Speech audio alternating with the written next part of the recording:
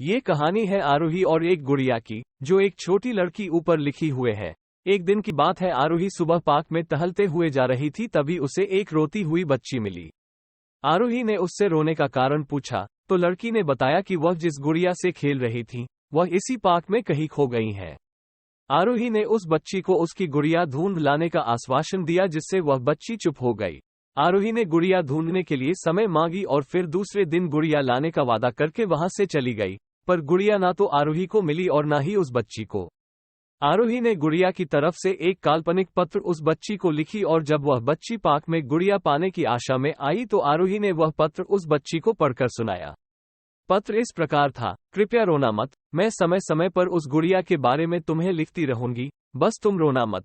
काल्पनिक पत्र लिखने लगी और लगभग रोज ही उस बच्ची को पढ़कर सुनाती, जो कि यात्रा का काल्पनिक वर्णन हुआ करता था। आरोही ने इस काल्पनिक लेकिन रोचक वर्णन ने उस बच्ची को रोने नहीं दिया। वह खुशी खुशी अपनी गुड़िया की घुमक्कड़ी के किस्से सुनाने लगी। अब वह खुश रहने लगी। एक दिन जब काफी कहानियां हो गई तो आरोही ने एक दूसरे गुड़िया उस बच्ची को लाकर दी।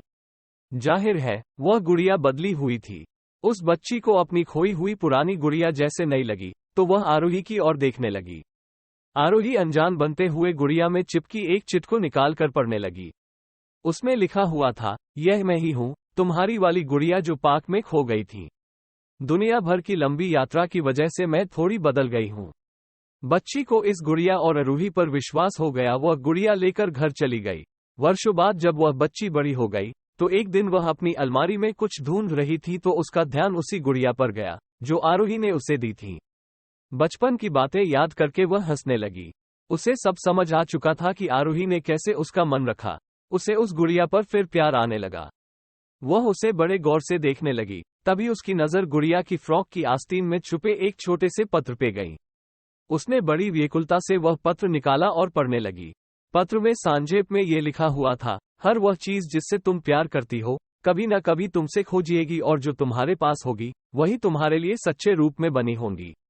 रूप भले ही भिन्न होगा, पर प्यार एकदम खालिस होगा।